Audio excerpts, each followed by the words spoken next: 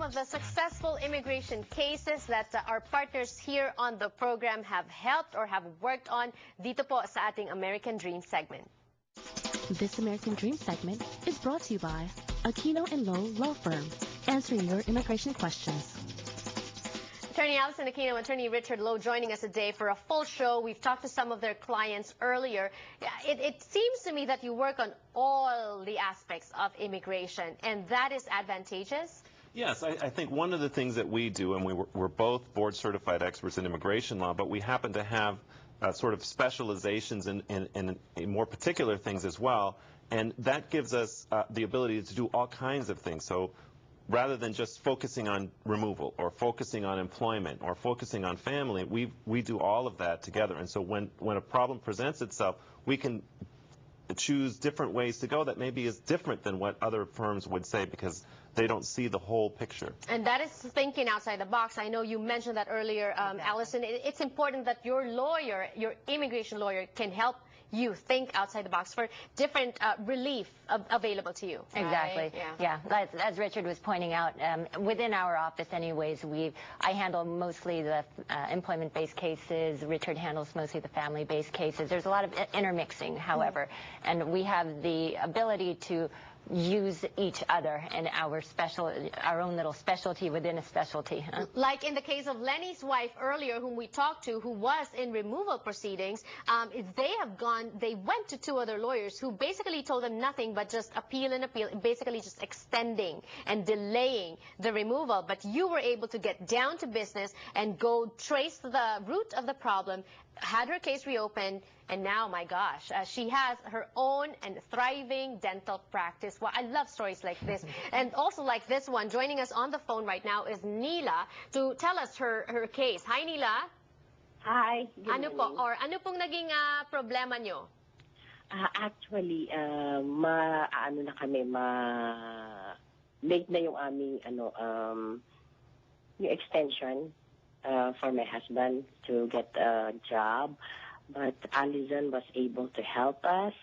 I-extend niya yung extension namin kasi yung work ng husband ko, kailangan madami pa siyang requirements. And then, hopefully, he was able to get an H1 visa and me an H4 visa. Okay. It seems like it's an employment case. But meron bang ganon? Does that happen, Allison, na extend or there's no more extension for a visa? Well, absolutely. There are certain time periods. For example, an H-1B visa has a maximum of 6 years. Okay.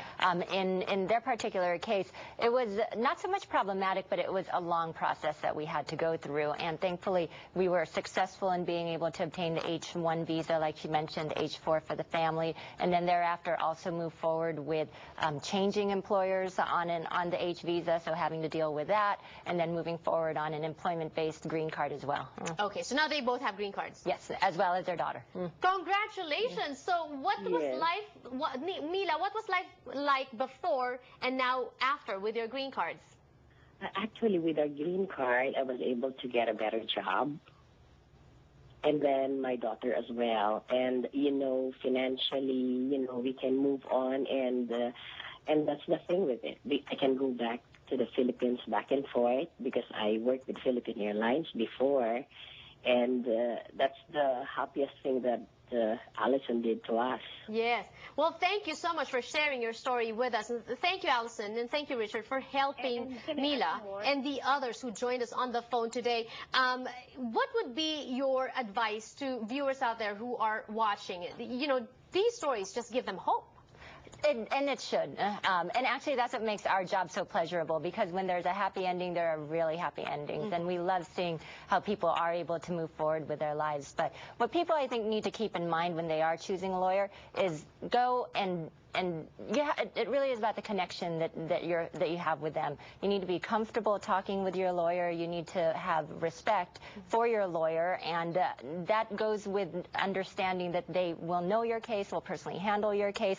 Not, like many law firms, they have a lot of associates, attorneys, paralegals, and they rotate, and oftentimes you don't see the same attorney handling your case. You go through 4 or 5 attorneys or 4 or 5 paralegals, and with us, there's consistency, there's patience, I think, and I think there's a real connection with our clients. So, is there a list of questions that we need to ask a prospective immigration lawyer who we may choose to handle our case? Well, I think it's good to know the background of the attorney, how much experience they have, whether they're board certified as an immigration specialist. And I think, going back to this connection part, I think you want your attorney to tell you the truth. Okay. You don't want the attorney to tell you what you want to hear and make it sound like everything's going to be easy. You want the truth because you're in a difficult situation and you don't want to put yourself in a worse situation by doing the wrong thing. So when you consult with your clients, do you tell them the worst case scenario and the best case scenario? Absolutely. Best case, and obviously what is likely to happen. Right. They definitely need to know the worst case scenario. And that is how they help us get or achieve our American dream. Thank you so much. It's nice partnering with you guys, and I'm hoping for more, longer, continued partnership, of course, with Aquino and Lowe Law Firm. Thank you. More power to you. Thank you. Thank you for joining us today on the show. I'll see you again tomorrow.